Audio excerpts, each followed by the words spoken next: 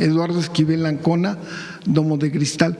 Algo que me sorprendió mucho y pues no se vio en este momento de las buenas noticias de la economía mexicana es la venta de automóviles nuevos. También. En el primer semestre aumentó 5.1%. Mi pregunta sería aquí, la política económica de su administración, ¿le está apostando más al mercado interno o seguimos con esto de pues exportar y un crecimiento? Son las dos. El Plan México lo que busca es producir más en México. Ese es el objetivo y el bienestar de las y los mexicanos. Y estos indicadores muestran que estamos produciendo más, tanto para el mercado interno como para las exportaciones. En automóviles, aún con el arancel que puso Estados Unidos a los vehículos, pues están exportando cerca de 4 millones de vehículos al año. Para el mercado interno es alrededor de 1.5 millones de vehículos. O sea, lo que exportamos es más del doble de lo que se compra en México. Pero es importante porque en los últimos años había crecido mucho la importación de vehículos. Entonces, la venta tiene que ver principalmente con los vehículos producidos en nuestro país, alguna parte importados, pero la producción también nacional.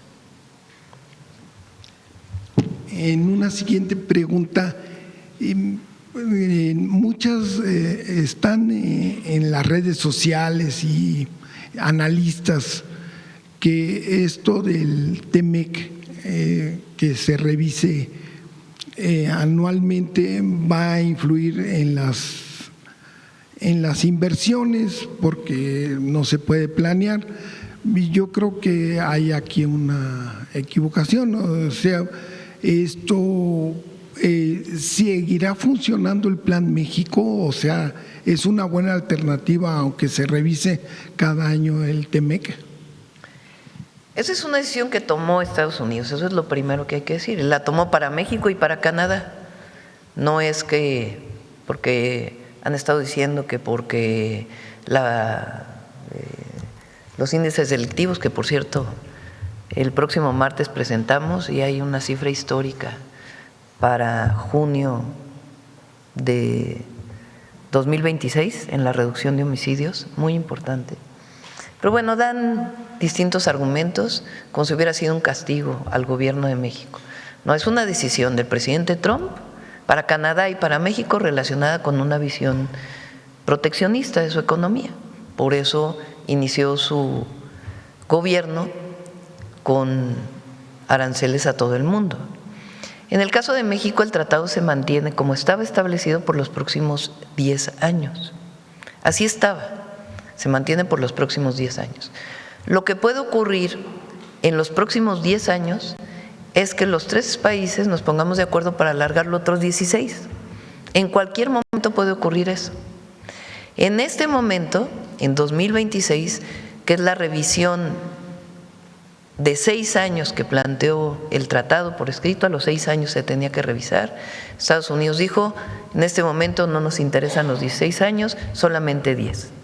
Y el tratado especificaba que si son 10 años y no se renueva 16, tiene que haber revisiones anuales. Eso está establecido en el tratado. Nosotros creemos que la revisión más importante es esta, la de este año. Porque una vez que lleguemos a un acuerdo con Estados Unidos, pues más bien el objetivo, si se mantiene lo de un año, porque también puede cambiarse a los próximos 6 años, no necesariamente es algo definido fijo, en todo caso sería la revisión del cumplimiento de lo que acordamos este año. Entonces no hay incertidumbre. Por supuesto que nosotros lo que queríamos era 16 años. Dado que el gobierno de Estados Unidos decide solamente los 10 años, pues hay que ponernos de acuerdo en estos 10 años cómo va a continuar el tratado.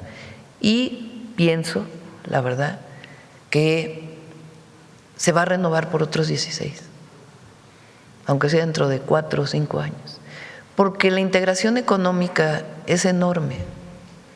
Nada más las empresas IMEX que son aquellas empresas que importan y exportan lo que llamábamos la maquila, que ya no es esta maquila de exceso de mano de obra para ciertos sectores, sino que ya a través de este esquema IMEX se fabrican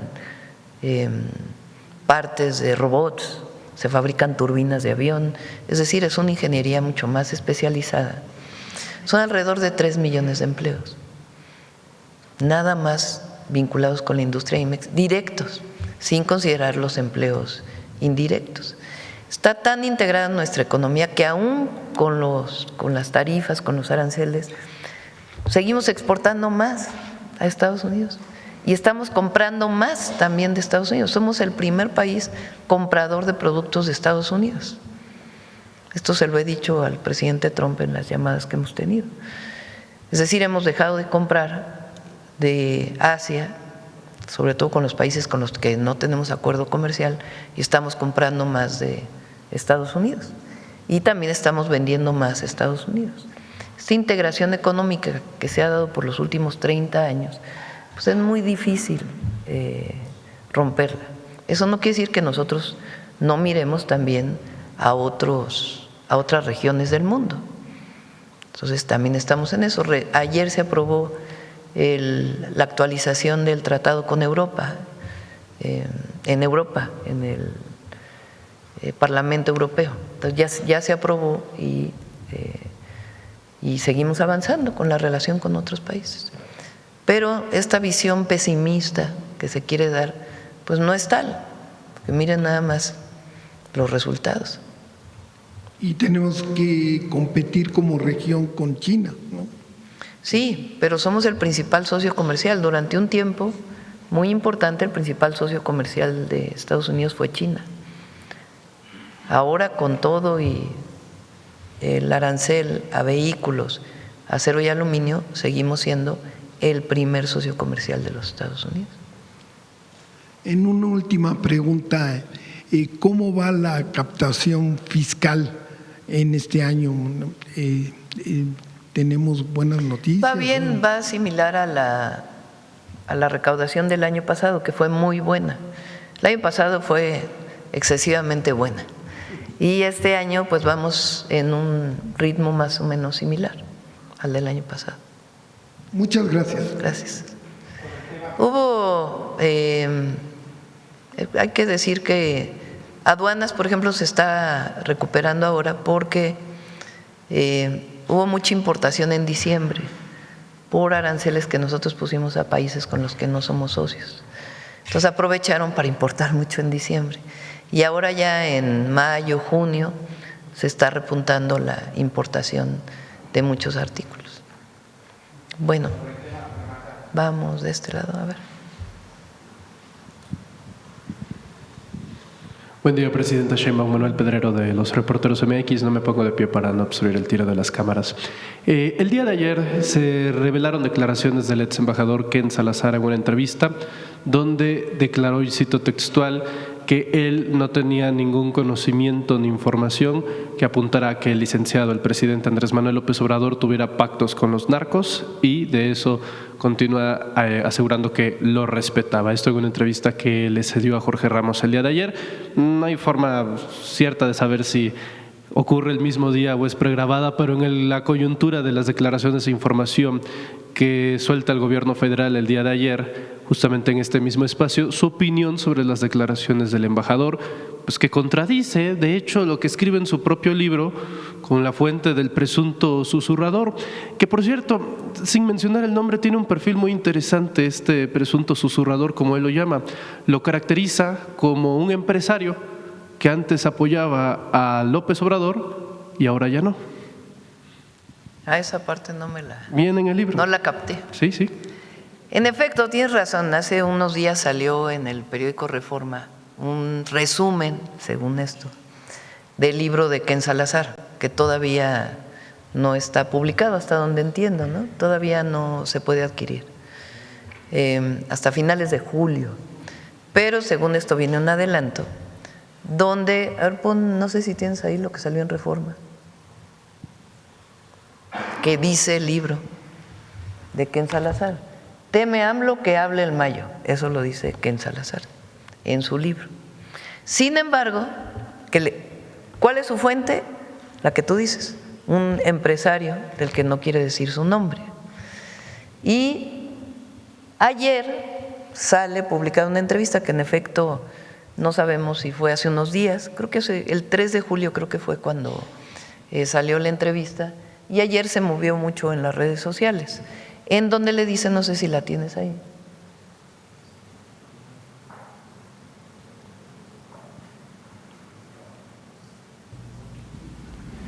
Bueno, sobre eso en el libro usted cita a una persona que supongo que la traducción es el susurrador, ¿no? Quien le dice que el presidente López Obrador, y cito, está muy preocupado por la información de que Estados Unidos puede obtener del Mayo, y sigue como si el Mayo Zambada pudiera soltar la sopa. ¿Quién es esa cita? ¿Es alguien que nos puede decir quién es? ¿Y por qué el presidente entonces López Obrador estaba tan preocupado? Mira, Jorge, primero yo nunca tuve evidencia que López Obrador, Andrés Manuel López Obrador, licenciado, estuviera haciendo cosas de ese tipo. Esa evidencia nunca se me presentó. Y eso lo digo, y sí le tengo respeto yo al presidente López Obrador. O sea que no hubo acuerdos con narcos, no había acuerdos de López Obrador con narcos. Yo no tengo a conocer que eso ocurría, ¿no? Y lo preguntaba y eso no lo tenía. Lo que pasaba en esos tiempos es que se hablaba mucho de estas preocupaciones. Todos lo estaban hablando. Estaba en la prensa, estaba en la mañanera, estaba donde quiera, ¿no? Entonces, sí, me hablaban muchas personas de eso, de esa preocupación. Pero ahí es donde se para ese capítulo. La entrevista se publica hace 18 horas a partir del día de ayer. Nueva manera de contexto. Qué bueno que lo aclaras. Permítame insistir sobre este perfil, diría el clásico, suponiendo sin conceder que fuese cierto lo que menciona relacionado a la fuente del señor Ken Salazar, un empresario que antes apoyaba al presidente López Obrador y ahora no, y que particularmente esta fuente se encarga de proseguir con la narrativa de narcopresidente al embajador de los Estados Unidos, pues está para asumir de quién se trata, presidenta, ¿no? Bueno, que cada quien saque sus conclusiones de quién se trata, es como… las probabilidades son muy pocas de que sea muchas personas, todos estamos pensando en una. Lo que es importante aquí, porque nosotros ayer dijimos, aunque el ex embajador plantea otra cosa, que se le mintió al gobierno de México en su momento. Y la prueba es la exposición del avión donde el FBI lo pone como si hubiera sido resultado de una operación del FBI, de la llegada de dos miembros del cártel organizado, de la delincuencia organizada, del cártel de Sinaloa a Estados Unidos. Y ayer Rosa Isela presentó claramente cómo fue este proceso. ¿Qué argumentos adicionales podemos dar aparte de la declaración de Ken Salazar hoy, relacionado con que no había ningún vínculo del gobierno del presidente López Obrador, en particular con este grupo delictivo? Pues la detención de Ovidio Guzmán,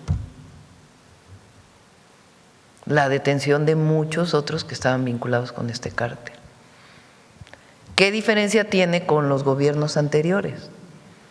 Pues que durante el gobierno de Fox se fuga de la cárcel el Chapo Guzmán en el 2001 y no es detenido hasta el 2014,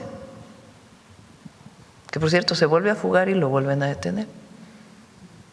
Pero del 2001 que se fuga de la cárcel al 2014 no hay detención de él. Y además está ya la sentencia García Luna, en donde el propio jurado de Estados Unidos dice claramente que había vínculos y recibía dinero de ese mismo grupo delictivo García Luna, que fue con Fox, el titular de la Agencia de Investigación Criminal, y con Calderón, su secretario de Seguridad. Entonces, es la declaración de Ken Salazar relacionado con esto del ex embajador, y al mismo tiempo, pues todas las detenciones que hubo en el periodo del presidente López Obrador de personajes de este grupo delictivo. Notorio, público. Correcto. Presidenta, moviendo de tema… Pero eso sí, el narcogobierno, narcocandidata en su momento, todavía ahora está todos los días en esta campaña sucia. Campaña negra, campaña pagada, con mucho dinero para desacreditar a nuestro gobierno y al gobierno del presidente López Obrador. Pero no tiene absolutamente ninguna base, al contrario, los resultados que tenemos en seguridad pues son enormes. Presidenta, en un segundo tema, hay agravios que uno deja pasar como nación, como pueblo, pero hay otros que honestamente merecen respuesta. Y en el caso de este personaje que profiere el agravio, pues aparte tiene toda una red bastante interesante de desenmarañar. Me refiero a Eduardo Feynman, periodista argentino, que el día de ayer, bueno, fui muy generoso con lo de periodista, la verdad. Este argentino, Eduardo Feynman, por cierto, filopartidista de Javier Milei, y respaldado por la agencia Atlas Network, que es justamente la que genera la guerra digital de narcopresidente, narcopresidenta, narcoestado y demás, revela y dice en un programa de radio que los mexicanos somos detestables como pueblo, como nación. Ese mismo periodista fue el que dijo. Correcto. Bueno, no sé. Adelante, adelante. Que justamente, de hecho, el primero que lo dice, no lo había quedado como un trascendido de redes sociales, pero el primero que lo oficializa en un medio de comunicación, asegurando que él había hablado con elementos del equipo ecuatoriano de fútbol, habían sido amenazados por cárteles mexicanos para que así se diera la derrota de Ecuador en el Estadio Azteca. No menciona que pues le llevamos ganando a Ecuador los últimos 40 años, no sé si desde esos entonces el supuesto cártel los había amenazado, ¿verdad? Bueno, Eduardo Feynman, adicionalmente, como si fuese poco, además de pertenecer a Atlas Network, de ser un engranaje dentro del gatillerismo mediático de Argentina, pues también es uno de los aliados de Ricardo Salinas Pliego y promotores también de la agencia de La Derecha Diario. Y concluye esta cita de verborrea de odio a la altura de su papel nefastérrimo, asegurando que los mexicanos le tenemos envidia a argentinos como él, presidenta. A ver, ¿cómo se llama otra vez? Eduardo Feynman. Eduardo Feynman. Una persona, porque no sé si podemos catalogarlo como periodista, que inventa, porque así tal cual inventa, que el equipo ecuatoriano había recibido amenazas de algún grupo del crimen organizado para que no ganara el partido con México. Primer problema, bueno, y aparte, eso que pone en un mensaje lo comparte Salinas Pliego en su cuenta. Pues eso es importante, porque no es que lo haya dicho esta persona, sino que además se comparte en la cuenta de Salinas Pliego, como diciendo esto es verdad. Bueno, el propio equipo ecuatoriano dijo que era absolutamente falso. Pero el asunto es minimizar a la selección nacional y su gran triunfo frente a Ecuador y hablar mal de los mexicanos. Ahora, esa es la derecha mexicana y la derecha extranjera o de otros países. Y lo voy a poner, no sé si lo tienes, Ben, lo que dijo, porque es indignante. Pero nada más para que vean,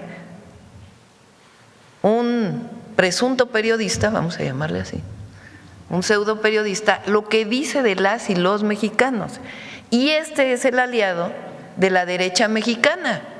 O sea, la derecha mexicana no quiere a las mexicanas y a los mexicanos, no quiere al pueblo de México. Cuando hay una, ¿cómo? A ver si ustedes se acuerdan, un axioma en las matemáticas que es: si A es igual a B y B es igual a C, A es igual a C, ¿no? ¿Cómo? Transitividad, exactamente. Si A es igual a B y B es igual a C, pues A es igual a C. Entonces, si este periodista odia a los mexicanos y la derecha mexicana quiere a este periodista, pues la derecha mexicana odia al pueblo de México. Es transitividad directa. Pero vamos a ver lo que dijo. Indignante. Ya quisiera. Hinchaste entonces por Noruega, por Inglaterra, México. ¿Con quién fuiste, Edu? Yo quería quedar en Inglaterra. Detesto a los mexicanos. Claro, los detesto con mi alma. El ahorita ese se los puede meter en el orto. Pero yo estoy con vos, Edu. Yo quería que perdiera México. No, los detestables detesto. esos tipos. El que sacaste hace unos días, ¿te acordás del periodista que La te envidia que chicaneaba? los mexicanos le tienen a los argentinos, no solamente en el fútbol, en todo. No se envidian. Quieren ser como nosotros y no les da el piné. Pero no son clásicos, para nada. Y menos en el fútbol, ¿viste? La verdad son de madera.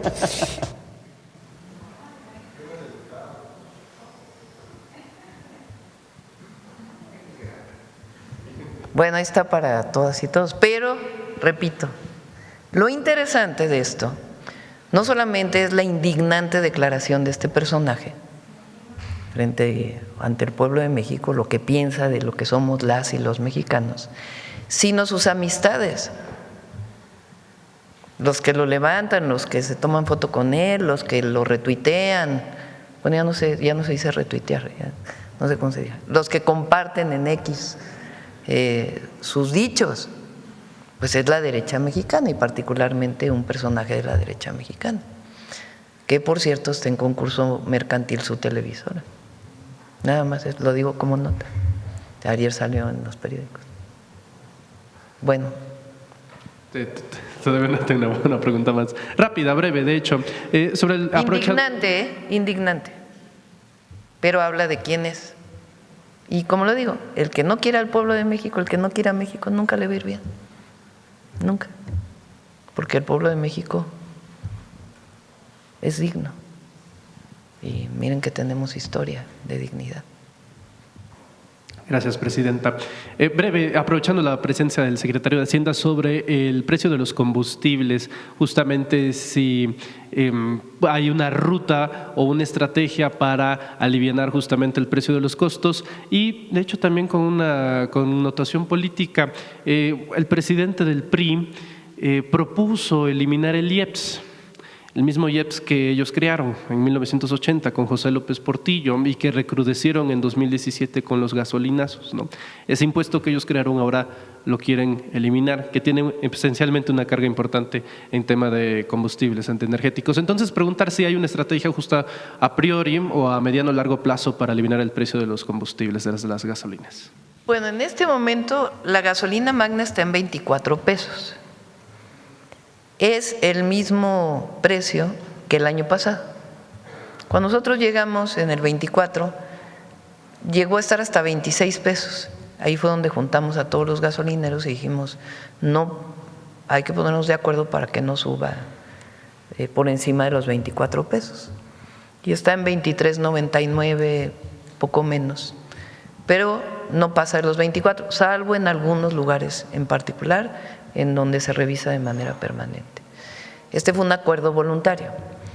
El año pasado fue 24 pesos y este año se mantuvo en 24 pesos, aún y cuando el precio del petróleo aumentó. ¿Qué significa? Que considerando la inflación del 24 al 25, pues en realidad el precio de la gasolina está un poco más abajo. Si algo se mantiene en el mismo precio, pero aumenta la inflación, pues quiere decir que en términos reales disminuyó un poco el precio de la gasolina.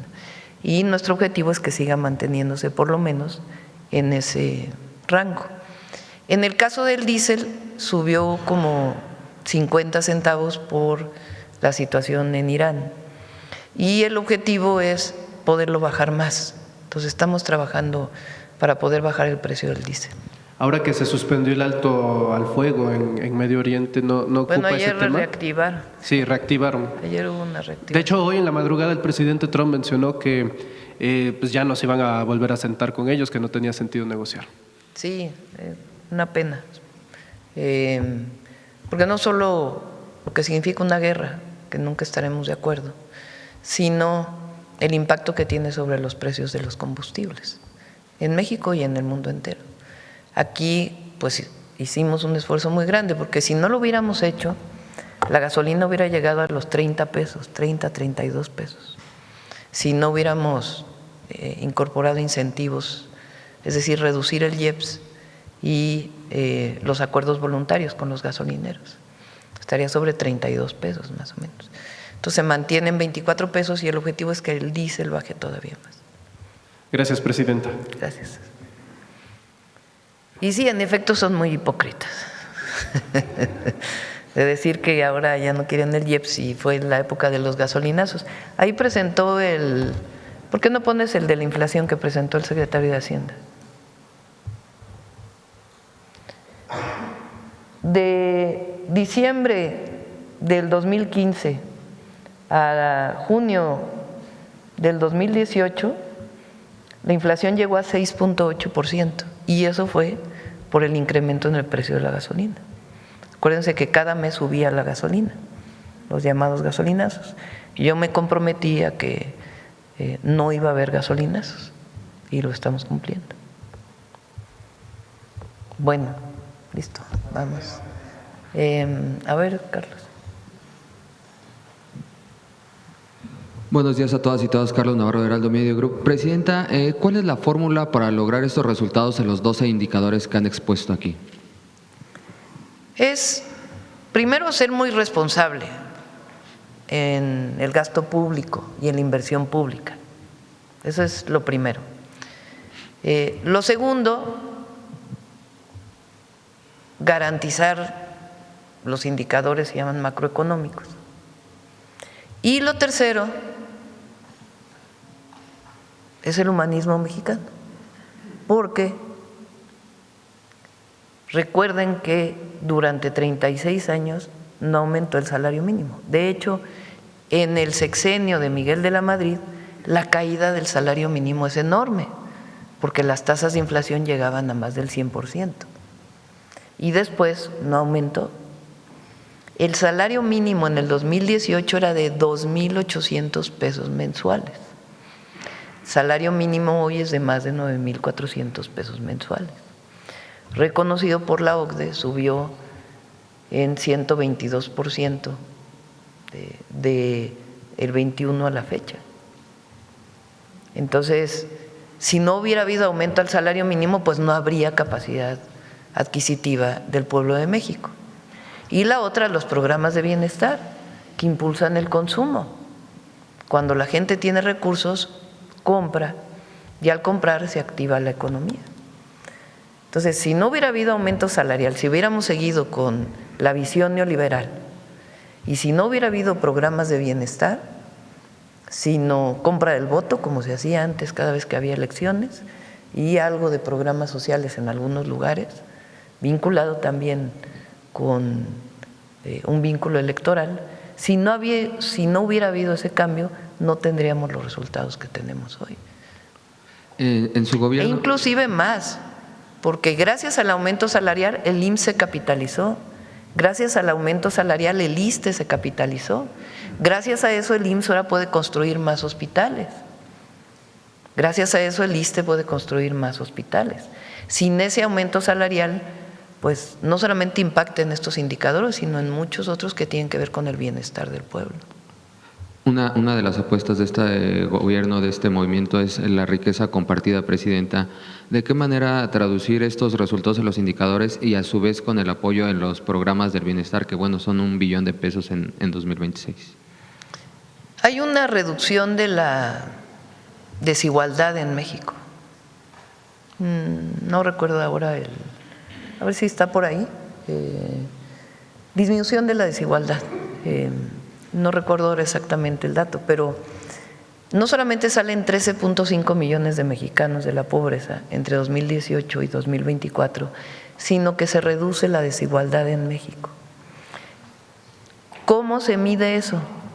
A través de la encuesta nacional ingreso-gasto de los hogares del INEGI, que nos habla de cuál es la diferencia entre el primer decil de ingreso, el 10% que menos gana y el 10% que más gana en el país. Entonces, esa diferencia entre el decil más bajo y el decil más alto era enorme en el 2018, en el 2024 se redujo. ¿Qué quiere decir eso? Que hay distribución de la riqueza. ¿Cómo se distribuye la riqueza?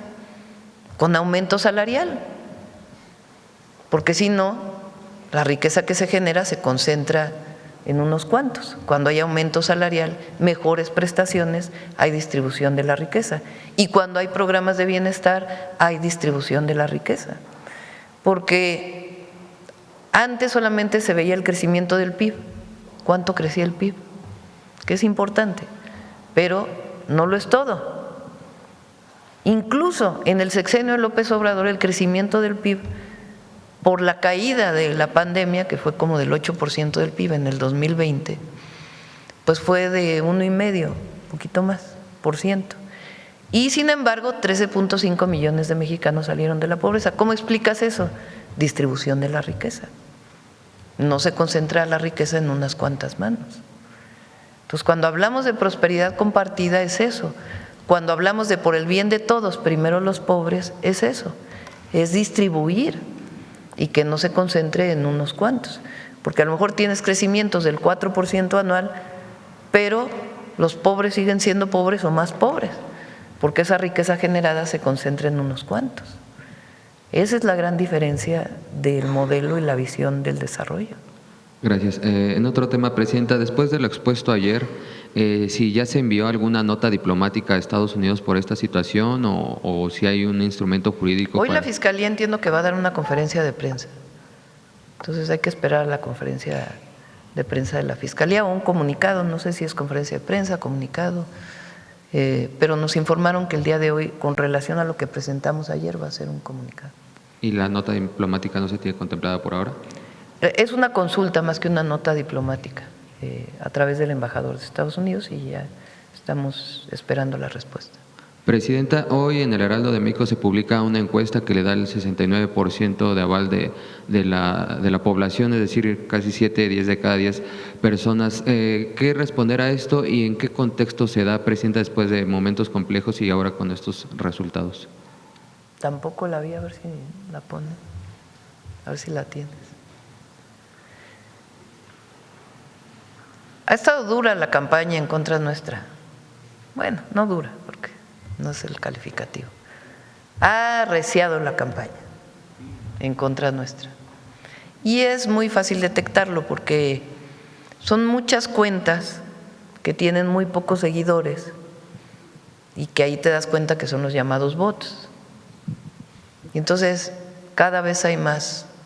Ahí es donde sabes si le están metiendo dinero o no a una campaña. Y también algunos influenciadores, influencers o ciertas cuentas que sale una nota en un periódico que tiene contenido falso, pero la replican y luego pagan para que se replique más.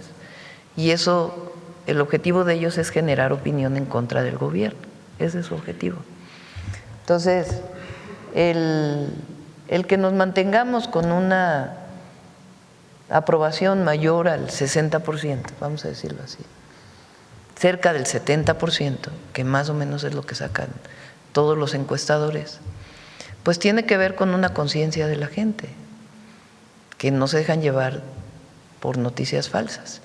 Y sobre todo para mí lo más importante es que la gente sepa que estamos haciendo nuestro trabajo, que damos resultados y que hay honestidad. Si no hubiera eso, no tendríamos el apoyo de la gente.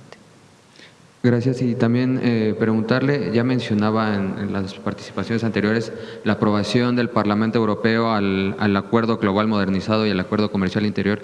¿Qué significa para México que ya se haya aprobado este acuerdo con la Unión Europea, Presidenta? Bueno, facilita inversiones, facilita exportación de productos mexicanos a Europa y garantiza nuevos mercados, además del mercado de América del Norte. Entonces es algo importante para México. Hoy viene el presidente de la Comunidad Suiza. Presidente de Suiza. Lo vamos a recibir a las 10 de la mañana. Vamos a acabar un poco más temprano. Vamos a tener una reunión de como de 2 horas, en donde primero me reúno con él, luego con su comitiva y luego con algunos empresarios suizos que tienen interés en invertir en México. Y después vamos a dar un mensaje conjunto. Bueno, él por su parte y por mi parte a medios. Y ya por último, después de los resultados obtenidos con el Mundial aquí en México, fueron 13, 14 partidos, hay una propuesta de la Federación Mexicana del Mundial de Clubes de 2029. ¿El gobierno de México estaría apoyando esta propuesta para que se juegue el Mundial de Clubes en 2029 aquí en el país, presidente? Sí, pues vamos a ver las condiciones, ¿no? Tiene que ser siempre condiciones favorables para México. Pero pienso que va a venir ya Josefina pronto, en cuanto estén cerrados los datos de turismo, para que se pueda dar la información de cuántos turistas llegaron con el Mundial y el impacto del Mundial en la imagen de México en el mundo, que fortalece la visita, los visitantes extranjeros en nuestro país.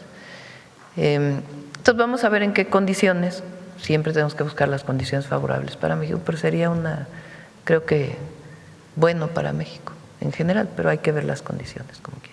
Muchas gracias, buen día a todas y todos. Está también el Mundial Femenil, creo que es en el 31. Gracias. A ver, vamos acá de este lado. A ver, el compañero. Buen día, Presidenta. Manuel Galeazzi Ramírez, de Sin Línea y El Político en las Redes. Aprovechando que está el secretario de Hacienda y luego de mostrarnos los indicadores positivos de la economía mexicana, quisiera preguntarle qué opina respecto a que el Fondo Monetario Internacional redujo la estimación de crecimiento para este año y el siguiente, y si tiene algún indicador o una estimación por parte de la Secretaría de Hacienda. Con su permiso, Presidenta. Fue una reducción en general de las estimaciones a las economías globales por parte del FMI, resultante del choque en el mercado de energía por los eventos en el Golfo Pérsico. Entonces no fue una revisión exclusiva a la economía mexicana, hubo una revisión hacia la baja en general de la economía global. Vale la pena recordar el antecedente. El año pasado las primeras estimaciones del FMI ponían a la economía mexicana en recesión, con unas tasas negativas. Nosotros platicamos con los economistas del fondo, les explicamos por qué no veíamos ese escenario en la perspectiva para el 2025. Al final de cuentas, los datos acabaron dándonos la razón. Creemos de nuevo que en lo que toca a la economía mexicana vamos a tener un desempeño mejor que el pronosticado por el FMI, pero importante destacar, no es que haya sido una reducción al pronóstico para la economía nacional, sino es una reducción a la economía global, y un conjunto muy grande de economías vieron revisadas sus pronósticos hacia la baja. Eso en primer lugar. Y segundo, creo que los datos que hemos presentado esta mañana y la estrategia de inversión pública de la presidenta, y como ella ha mencionado, el segundo semestre va a validar en buena parte los pronósticos iniciales que tenemos para la economía. Ellos hablan de incertidumbre económica. ¿Hay algo de esto? ¿Ustedes han detectado algo de esto o están equivocados en el Fondo Monetario? Creo que los datos que mostramos hoy, esta mañana, en materia de inversión extranjera, en materia de la recuperación y el dinamismo de la inversión y del consumo, muestran que, a pesar, digamos, de la posible incertidumbre proveniente del entorno comercial, la economía está sólida, el consumo está bien, las remuneraciones y el mercado laboral siguen desempeñándose de manera muy sólida. Entonces pensamos, la economía mexicana ha mostrado una solidez y una resistencia bastante peculiares y pensamos que a pesar de cualquiera de estos factores vamos a tener un buen desempeño en el año. Gracias, secretario. Presidenta, preguntarle…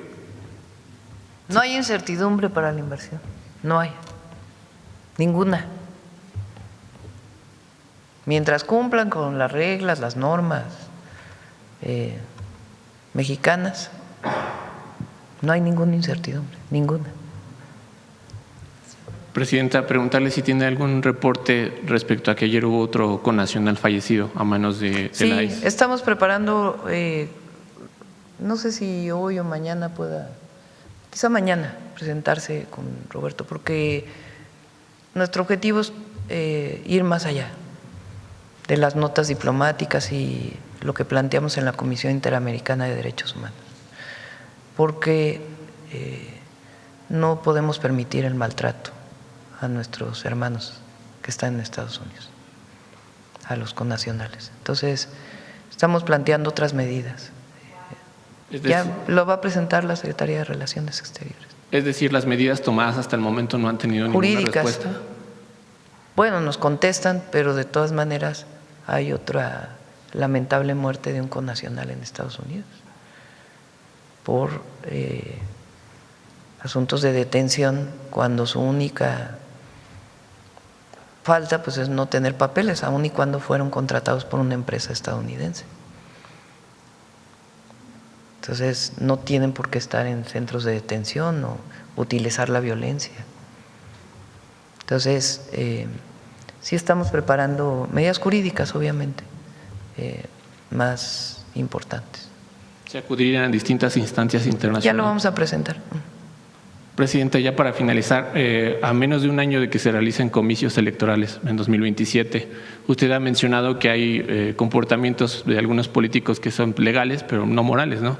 Incluso ha pedido dentro del movimiento, ya sé que tomó licencia y no le gusta posicionarse al respecto, pues que se moderen respecto a distintas actitudes. Sin embargo, en redes sociales, durante los partidos que se desarrollaron en el país, hubieron algunos funcionarios vinculados al movimiento que pues fueron captados en los estadios, ¿no?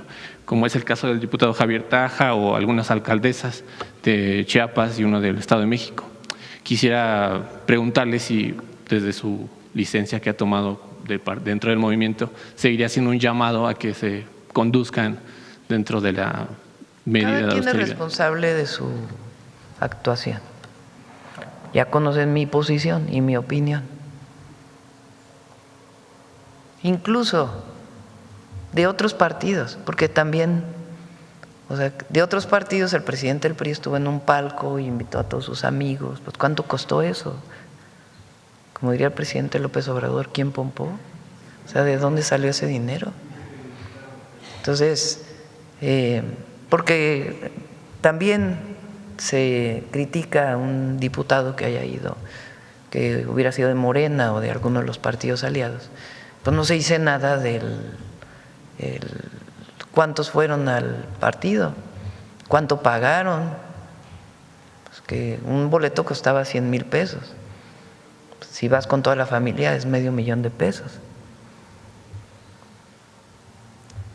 Y ya saben, pues mi opinión es que la justa medianía y este uso de recursos públicos, bueno, primero a lo mejor lo pagaron de su dinero, ¿no? Sí, es legal. Es legal, no tiene… Pero yo creo que tenemos que comportarnos en la justa medianía siempre y no tener estos excesos a los servidores públicos.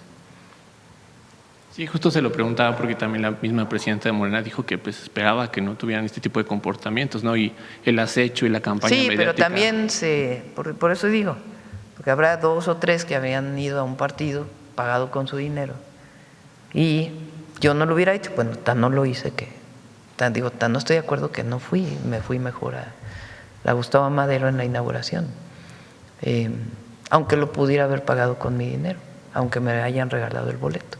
Me parece que la mayor parte del pueblo de México no podía pagar un boleto en el estadio y que es mejor estar con la gente que pues en estos excesos. Y por eso le di el boleto a una joven que la pasó muy bien y que fue una extraordinaria representante de las y los mexicanos en el estadio, en la inauguración. Pero hay que hablar de los otros partidos, porque si no, o sea, de los políticos de otros partidos, que ahí sí no hay ningún problema. Hasta parece. lo presumen, ¿no? Sí, una presunción tremenda. Ya por último, Presidenta, lo tenía pendientes de la semana pasada. Una vez que se confirmó la victoria de Keiko Fujimori en Perú, ¿usted ya ha tenido comunicación con ella? ¿Insistirá en No que...? he tenido comunicación. Bueno, vamos a esperar. Recuerden que ellos rompieron relación con nosotros, distinto al caso de Ecuador. Nosotros rompimos relación porque ellos invadieron nuestra embajada. En el caso de Perú, ellos rompieron la relación. ¿Por qué razón? Porque nosotros nos manifestamos en el sentido de que el presidente Castillo está preso ilegalmente. ¿Insistiría en que se libere? Ese punto de vista es nuestro punto de vista y tiene pruebas, no es un invento, no es que hubiera una afinidad política, no, tiene pruebas. La cantidad de votos que se necesitaban para ello no se cumplieron en el Congreso, es tan sencillo como eso de Perú. Esa es nuestra posición, pero ellos por esa posición que nosotros tuvimos, que además es declarativa, en ningún momento representó nada más, ellos decidieron romper las relaciones con nosotros. Todavía hay una persona en la Embajada de México en Perú que hoy está resguardada por Brasil, dada el rompimiento de las relaciones, que está esperando un salvoconducto para poder venir a México. Gracias, Presidenta. Vamos acá, a ver el compañero que… Gracias, Presidenta. Buenos días. Soy Marco Antonio Olvera, del periódico digital Hidalgo News. Le quiero preguntar, si me lo permite, al secretario de Hacienda. Primero, felicitarle por las medidas financieras de su gobierno para que no haya inflación. Obviamente, el dólar no se haya elevado a más de lo previsto y, por supuesto, los bolsillos de los mexicanos pues tienen una, digamos, capacidad para adquirir productos de primera necesidad. Sin embargo, Presidenta, quisiera saber y no dejar de perder de vista el tema de la deuda pública de México, que según esto es de 18.8 billones de pesos y representa el 50.6% del Producto Interno Bruto. ¿Cómo canalizar esa deuda pública y qué consecuencias tendría para sus próximos 4 años de gobierno y, por supuesto, al que viene? Ese sería el primer cuestionamiento.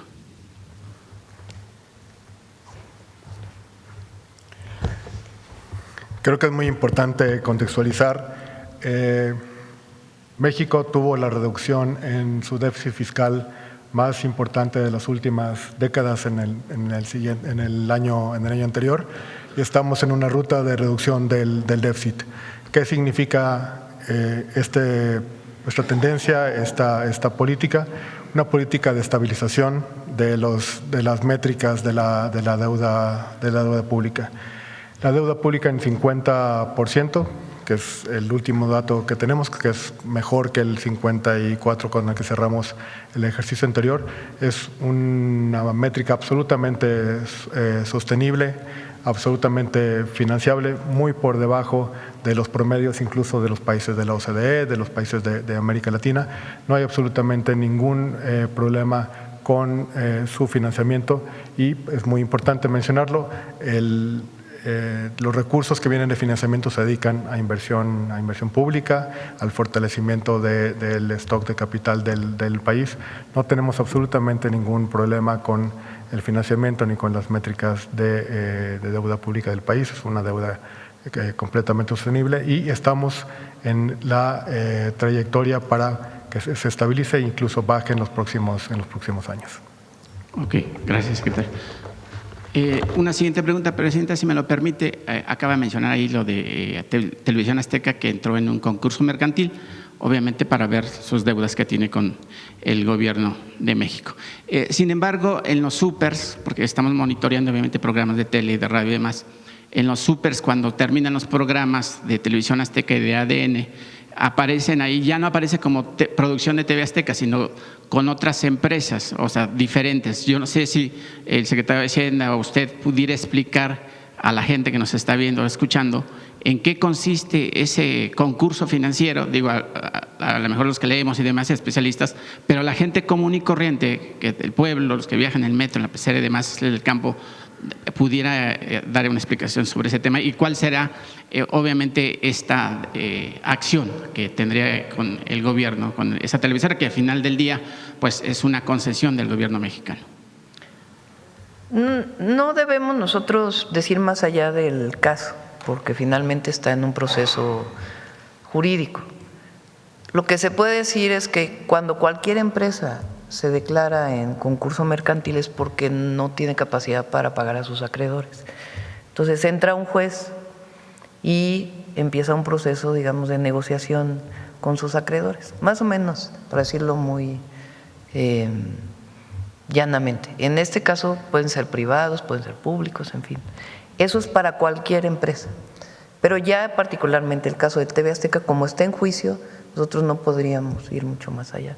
Solamente lo que salió publicado. Sí, y una última pregunta, presidente, si me lo permite, con el tema de la salud. Porque así debe ser, jurídicamente, no por otra cosa, sino porque sí, jurídicamente. Respetar los temas jurídicos. La parte jurídica.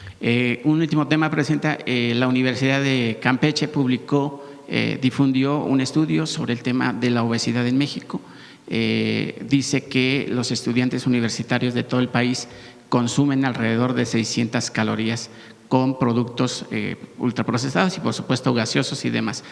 Yo quisiera preguntarle en ese sentido cómo va esa campaña para el tema de reducir el consumo de alimentos chatarra en los niños y ahora en los universitarios, porque al final del día, pues quien termina pagando los platos rotos por todo lo que consumimos, pues es el Estado cuando llegan los pacientes con diversas enfermedades, consecuencia de la obesidad y otras consecuencias de salud pública que se tiene que absorber porque se tiene que atender a la ciudadanía por obligación del Estado.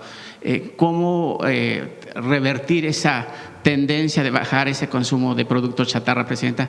Porque, por ejemplo, a Philip Morris se le cobra un tanto por ciento por la gente que consume o fuma el cigarro y obviamente va destinado para atender a las personas que tienen cáncer. No sé si sería el caso en ese sentido de los productores que están generando toda esta obesidad, porque esos son los principales responsables, aunque el principal responsable es quien los consume, presidente. Se tomaron 3 medidas para disminuir el consumo de azúcares excesivas y de productos chatarra para las niñas y los niños. La primera fue el que no se pudieran consumir en las escuelas, que las mamás y los papás lo tomaron muy bien, las niñas y los niños no tanto, pero ha habido un proceso para explicarle a las niñas y los niños de por qué cambió la dieta que se puede consumir en las escuelas y tiene que ver justamente con esto. La obesidad puede llevar a diabetes, hipertensión, y si no la paramos a tiempo puede llevar incluso a daños renales ya a mayor edad o algunas otras enfermedades crónicas que te pueden llevar incluso a la muerte. Entonces es muy importante para todas y todos los mexicanos que tengamos una vida no sedentaria, que hagamos actividad física y que no exageremos en el consumo de azúcares y productos chatarra. En el sexenio pasado se tomó ¿cómo se llama? El sello, el etiquetado, para informar de si era excesivo en azúcares o en cuánto había exceso en cada producto. Eso existe. Nosotros, o al final del sexenio pasado y al principio del nuestro, tomamos el que no se pudieran consumir en las escuelas. El tercero, que le voy a explicar ahora a Zoe, que le voy a pedir ahora a Zoe que lo explique, es el programa de Vive Saludable, Vive Feliz, que médicas, enfermeros, trabajadores de la salud del IMSS han ido prácticamente a todas las primarias públicas en México para poder medir la talla y tomar algunos signos importantes para conocer la salud de las niñas y los niños. No sé si quieres platicar, Zoe. Sí, muchas gracias, Presidenta. Y efectivamente este programa de Vive Saludable, Vive Feliz, que empezó el año pasado en abril, en el ciclo escolar del año pasado, continuamos todo este ciclo escolar que ya está prácticamente concluyendo para escuelas primarias públicas de todo el país. Se visitaron cerca de 85,000 escuelas primarias públicas, como lo ha dicho la Presidenta, midiendo tres aspectos de la salud de las niñas y los niños. El primero es su peso y su talla, también un examen de agudeza visual de la vista, que también empieza a ser preocupante ver temas de incremento, de disminución de agudeza visual por uso de pantallas, televisiones y demás, y también el tema de la salud bucal para la identificación sobre todo de caries. En ese sentido, justo nos acabamos de reunir con el doctor Kersenovich y Mario Delgado para preparar dos cosas. Primero, que ya tenemos un expediente de 10.8 millones de niñas y niños de escuelas primarias públicas de todo el país. Ahora, ese informe, que es como la boleta de la salud, así como la de las calificaciones, se les entrega de manera física y también pueden bajarlo en la plataforma los padres de familia, las mamás, los papás y los tutores, con el propósito de decirles cuando hay un dato, por ejemplo, de obesidad o también de peso bajo, que acudan al centro de salud. Identificar el centro de salud o la unidad de medicina familiar como un espacio de la salud, no solamente de la enfermedad, que ahí se pueden prevenir enfermedades y también recibir más recomendaciones y el seguimiento de las niñas y niños sanos para que se mantengan justamente sanos. Ya han acudido cerca de 700,000 niñas y niños con sus papás a centros de salud a partir de esta difusión. Creemos que ahora estamos entrando en una etapa muy importante que son las vacaciones, porque también hay que entender que un padre, una madre de familia, que aunque tenga la información, está trabajando, es difícil que pueda llevar a las hijas y a los hijos, a menos que sea en fin de semana. Entonces, estamos buscando también esa posibilidad de impactar mucho en fines de semana estas consultas. Un primer dato que estamos revisando: 18% de las niñas y niños de escuelas primarias, de estos 10 millones, tienen obesidad. Y es importante llevarlos para que puedan recibir esta atención y también identificar y difundir más lo que acaba de decir la Presidenta, cómo la obesidad es una condición que puede desarrollarse y llevar a otros padecimientos, los dos más graves que tenemos en el país, la diabetes y la hipertensión. Y también en el tema de la vista, ya son cerca de 200,000 niñas y niños que después de este examen de agudeza visual ya se van a un examen de optometría ya con oculistas y que se les entregan de manera gratuita los lentes.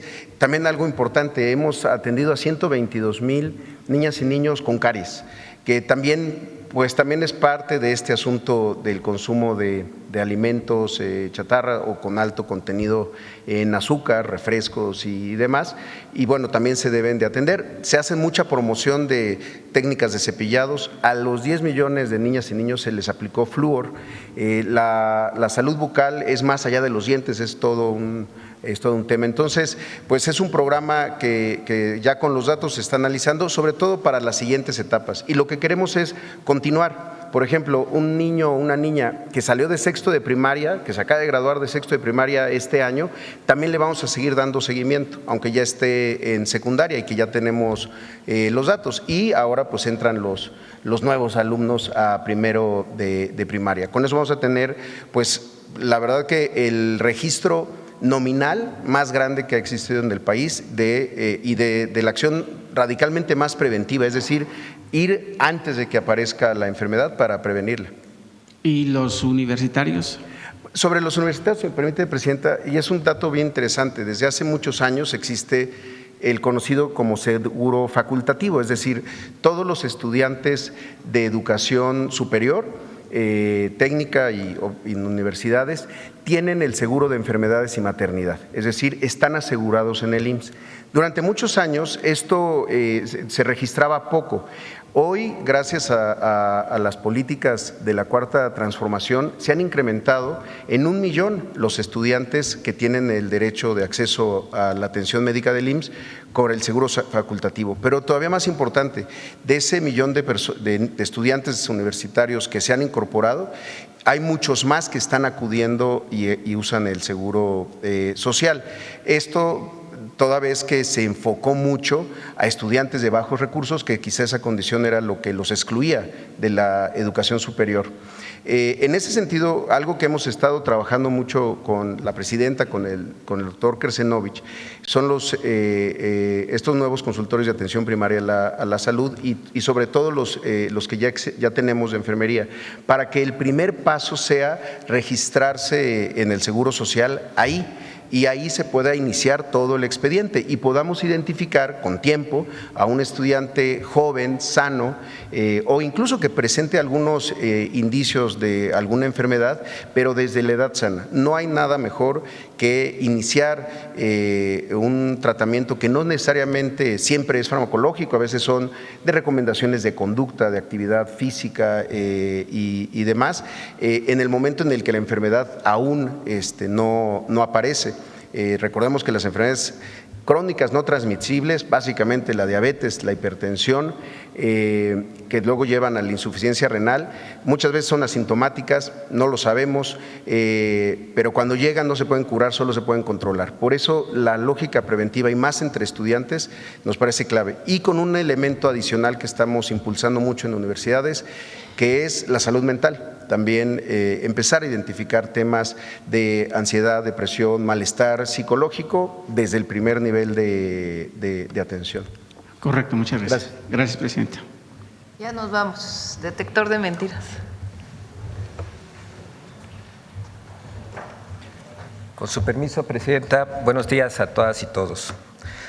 Quienes constantemente difunden falsedades provenientes del extranjero evidenciaron que aunque son mexicanos no están con la nación, pues promovieron la mentira de que jugadores de la selección de fútbol de Ecuador habían sido amenazados, con el objetivo de dañar la imagen de México como sede mundialista y demeritar el esfuerzo de los jugadores mexicanos. De nueva cuenta, la derecha mostró su hipocresía. Veamos el video del detector de mentiras de esta semana.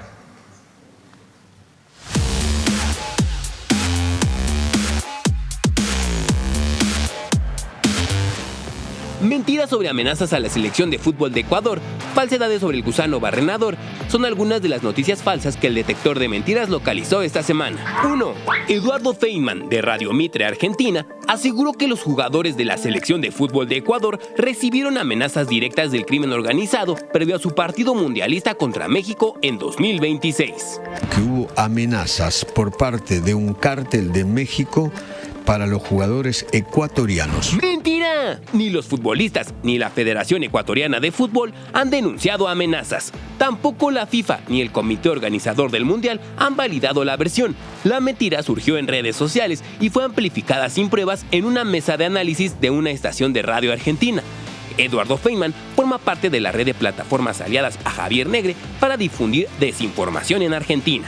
El bloque de Negre opera en México por invitación de Ricardo Salinas Pliego con el financiamiento de la red Atlas Network. 2. Héctor Aguilar Camín, en su columna del diario Milenio, aseguró que el PASIC autorizó la importación a México de ganado vivo sin ningún tipo de control sanitario y que el gusano barrenador se transmite a humanos a través de la carne infectada de los animales. ¡Mentira! La Secretaría de Agricultura y Desarrollo Rural aclaró que el PASIC no autorizó el ingreso de ganado o carne de Centroamérica fuera de la norma. Todo intercambio comercial regulado por tratados de libre comercio con dicha región debe cumplir estrictamente con los requisitos zoosanitarios que exige el gobierno de México. Además, la única manera de que se infecte cualquier animal de sangre caliente, incluido el ser humano, es que la mosca coloque sus huevecillos sobre una herida fresca que no sea curada y limpiada. 3.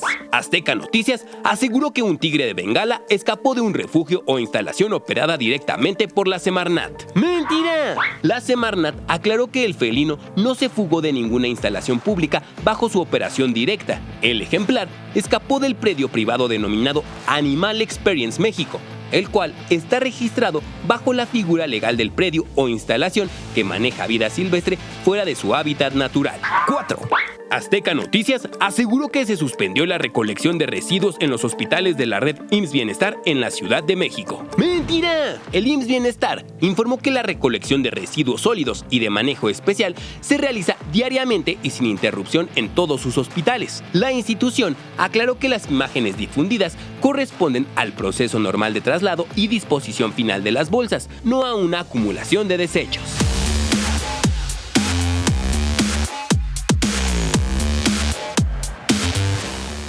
Muchas gracias, presidenta. Recuerden, hoy a las 5, derecho de réplica. Gracias.